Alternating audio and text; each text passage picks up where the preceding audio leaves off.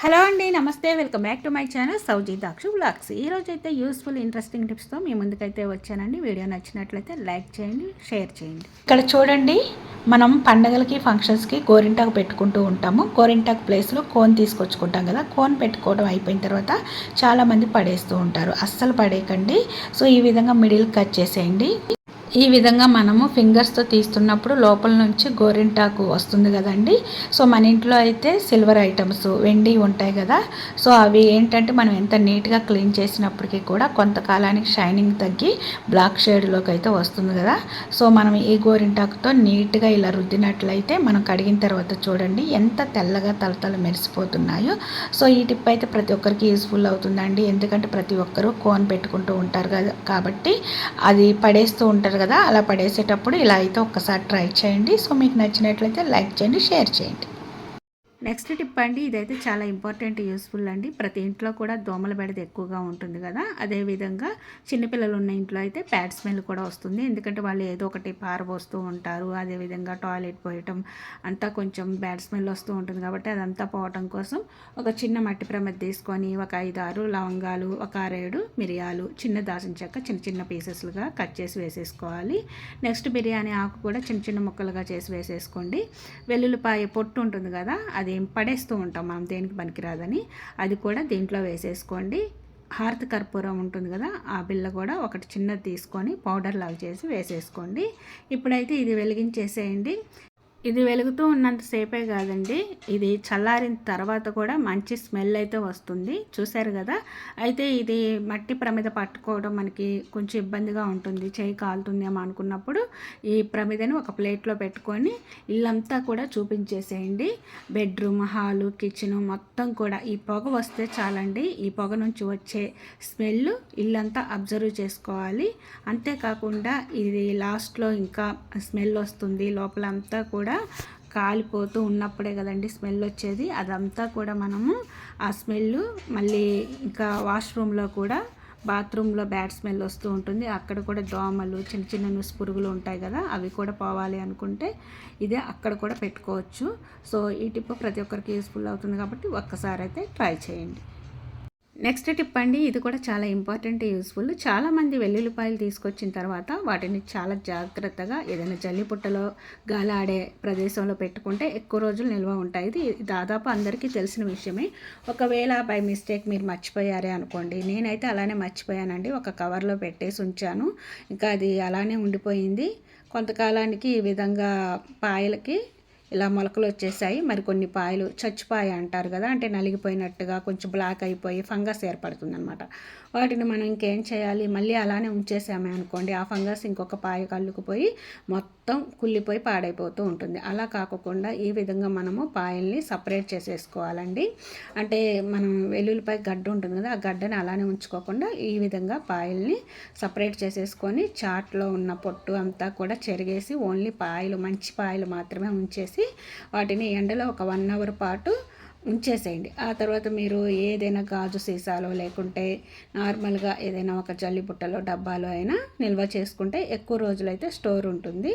So దాదాపు అందరికీ తెలిసిన విషయమే ఉంటుంది, తెలియని వాళ్ళ కోసం అండి.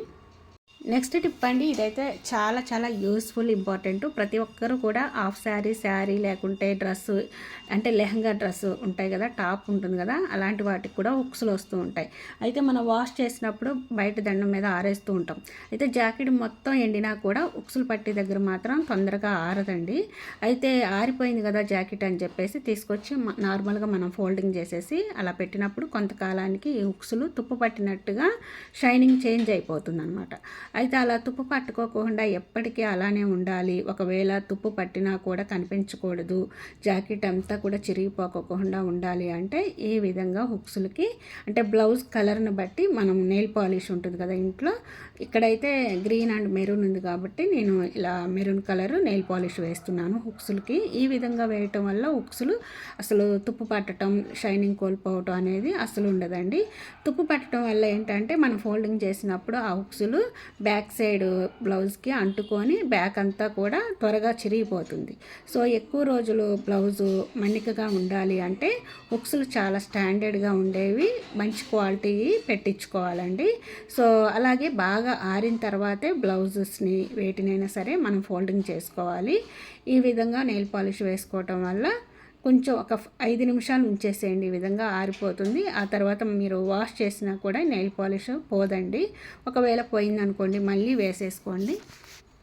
ఈ టిప్ అయితే మీ అందరికీ యూస్ఫుల్ అవుతుంది అనుకుంటున్నాను. ఒకవేళ యూజ్ అయినట్లయితే లైక్ చేయండి, ఫ్రెండ్స్ అండ్ ఫ్యామిలీ మెంబర్స్కి షేర్ చేయండి. నెక్స్ట్ టిప్ అండి, ఇక్కడ అయితే ఒక చెక్క అట్లకాడ తీసుకుంటున్నాను. ఒక మాస్క్ కూడా తీసుకోండి. దీన్ని 2 వైపులా సైడ్స్ ఉంటాయి కదా, కట్ చేసేసుకోండి. దీన్ని వెడల్పుగా ఈ విధంగా చేసుకోండి. ఇప్పుడు మధ్యలోకి ఈ చెక్క అట్లకాన్ని సగం వరకు పెట్టేసి మిగిలిందంతా ఫోల్డింగ్ చేసుకోండి. సైడ్స్ కూడా ఎక్కువగా మిగిలింది కాబట్టి అది కూడా ఫోల్డింగ్ చేసుకోండి. పైది దీని మీదకి వచ్చేటట్టు ఫోల్డింగ్ చేసుకొని ఇప్పుడు మీరు కట్ చేశారు కదా, దానికి రబ్బర్ బ్యాండ్ ఉంటుంది కదా, అదే దీనికి వేసేసేయండి. అస్సలు ఊడిపోదు. ఇప్పుడైతే డాబర్ రెడ్ టూత్ పేస్ట్ తీసుకున్నాను.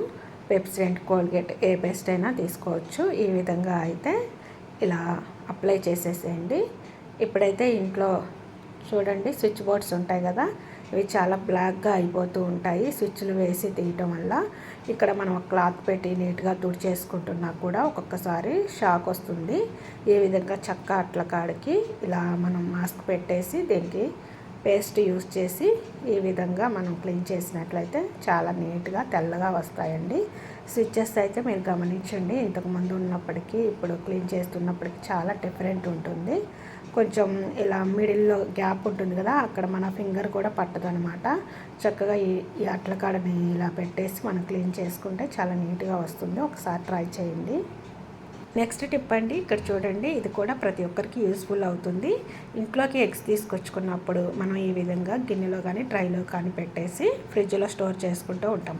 అయితే ఒక్కొక్కసారి పాత ఎగ్స్ ఉన్నప్పుడే కొత్తవి తీసుకొచ్చామనుకోండి, ఆ పాత ఎగ్స్ పైన పెట్టేసినా కూడా మొత్తం కలిసిపోయి మనకి ఏవి పాత ఎగ్స్ కొత్తవి అనేది తెలుసుకోవడం చాలా కష్టమైపోతుంది. ముందుగానే మనం పాత ఎగ్స్ యూస్ చేసుకోవాలి కాబట్టి ఇంట్లో అయితే స్టిక్కర్స్ ప్యాకెట్స్ ఉంటాయి కదా, లేకుంటే కలర్ బోర్డ్స్ ఉంటాయి. సో ఆ కలర్ బొట్లు కూడా మనము తీసుకోవచ్చు అండి, ఏదైనా మనం యూజ్ చేసుకోవచ్చు. ఈ స్టిక్కర్స్ ఒక్కొక్కటిగా తీసి పాత ఎగ్స్ పెట్టేసుకోండి. ఈ ఎగ్స్ కొత్త ఎగ్స్తో పాటు కలిపినప్పటికి కూడా కలిసిపోవండి, మళ్ళీ మనం వెంటనే గుర్తుపట్టడానికి ఈజీగా అవుతుంది. ఈ ఎగ్స్ వాడేటప్పుడు వీటికి ఉన్న స్టిక్కర్స్ తీసేసి ఎక్కడైనా అంటించేసుకోండి. మళ్ళీ పాత ఎగ్స్ మిగిలి ఉన్నప్పుడు వాటికి అంటించేసుకొని ఈ విధంగా రీయూజ్ చేసుకోవచ్చు అండి. చూసారు కదా, చాలా చాలా సింపుల్ ఈజీ టిప్ అండి. ఇదైతే ప్రతి ఒక్కరికి యూస్ఫుల్ అవుతుంది కదా. ఈరోజు వీడియో అయితే ఇదండి. మీకు నచ్చినట్లయితే లైక్ చేసి ఫ్రెండ్స్ అండ్ ఫ్యామిలీ మెంబర్స్కి షేర్ చేయండి. ఫస్ట్ టైం మన ఛానల్ ఎవరైనా కొత్త వాళ్ళు చూస్తున్నట్లయితే సబ్స్క్రైబ్ చేసుకోండి. పక్కనే ఉన్న బెల్ ఐకాన్లో ఆల్ బటన్ యాక్టివేట్ చేసుకోండి. నేను వీడియోస్ అప్లోడ్ చేయగానే ప్రతిదీ నోటిఫికేషన్ రూపంలో మీ ముందుకు వస్తుంది, మీరు మిస్ అవ్వకుండా ఉంటారు. Don't forget my channel. By by, take care. ఒక మంచి యూస్ఫుల్ ఇంట్రెస్టింగ్ వీడియోతో మీ ముందుకు వచ్చేస్తాను. Thanks for watching.